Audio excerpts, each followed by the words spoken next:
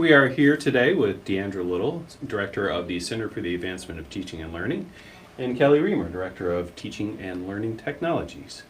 Kelly, to start off with, talk a little bit about some of the resources that Elon is deploying to support students and faculty as they make a move to online learning. Absolutely. So we're doing a number of things because as you move online, you might need access to different kinds of tools, and you might need to learn how to use those tools if you're not familiar with them. So let me start off with students first.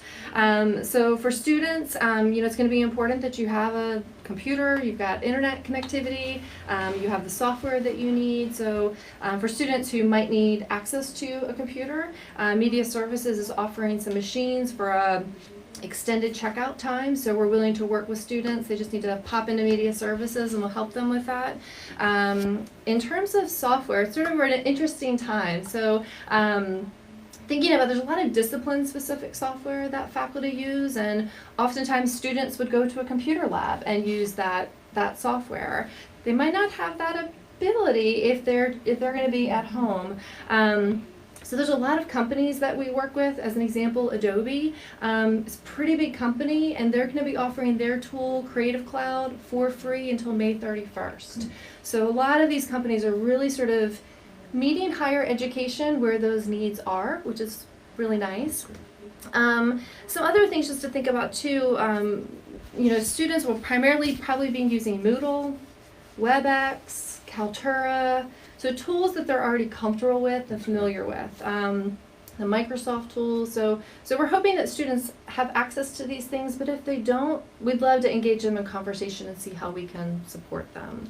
I think for faculty, sort of similar. Faculty have access to most of these tools that they need, but we want to meet them where they have needs. So we're doing a lot of trainings right now and workshops and just supporting faculty through this transition.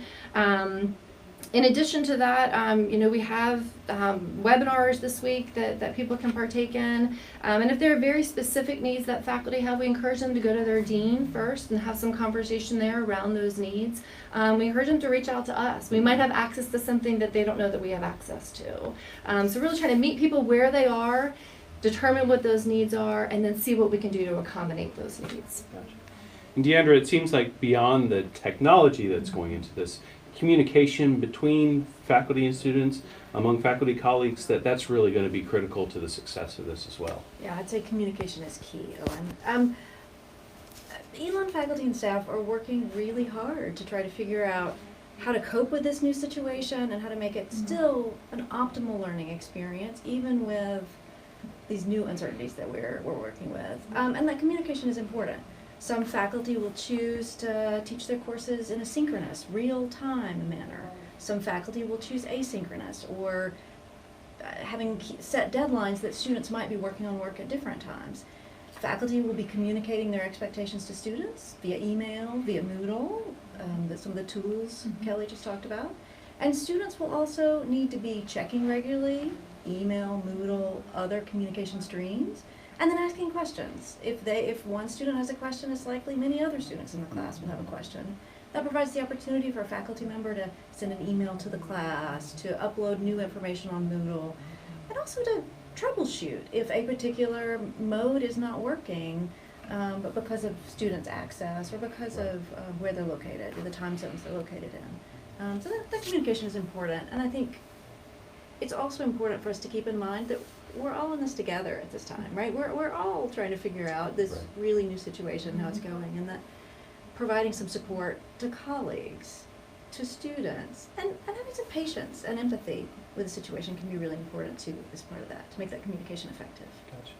And of course, online learning is going to be very different from face-to-face learning. And Deandra, you touched on this, but Kelly, maybe you can talk a little bit more about how within online learning there are going to be a lot of variations. That could vary from course to course and from faculty member to faculty member.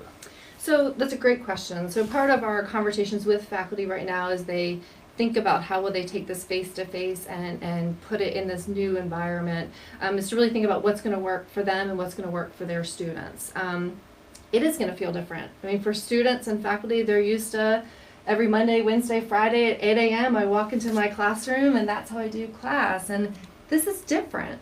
And so I think that that communication will be important so that faculty are conveying those expectations, that students understand those expectations, but it's going to be different. Sort of building off what Deandra said, there will be some courses where the faculty member may say, Monday, Wednesday, Friday, 8 a.m. to 9:10, we're going to continue to meet face to face, but in the WebEx environment. And so, but that's still going to feel different than if you were physically in a classroom together. Some faculty may choose the asynchronous, so there's not that sort of face-to-face contact per se, but the students are still working through assignments and graded work.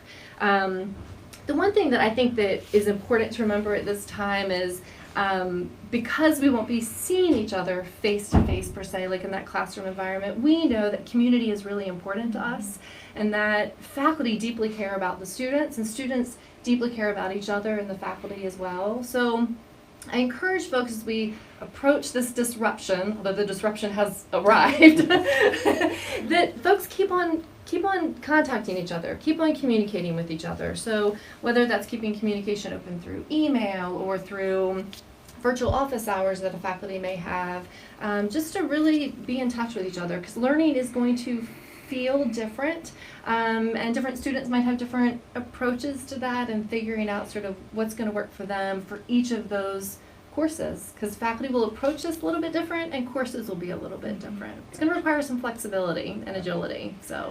And beyond the online coursework, there are also other online resources that students who aren't on campus can tap into to assist them. Is that right, Deandra? It is, and I'm glad Kelly already mentioned virtual office hours, Right. because professors will be having virtual office hours, likely through WebEx, but it might also be through conference call or through other means if people are having trouble logging on to any particular software at a particular time.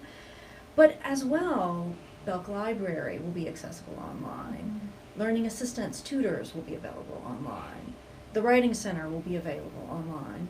And Disabilities Resources Office support will be available online. So students who might need accommodations in a face-to-face environment will have opportunity for the same accommodations in the online environment. If they need additional ones because they'll be in an online environment, they can have conversation with Disabilities Resources Office around that too.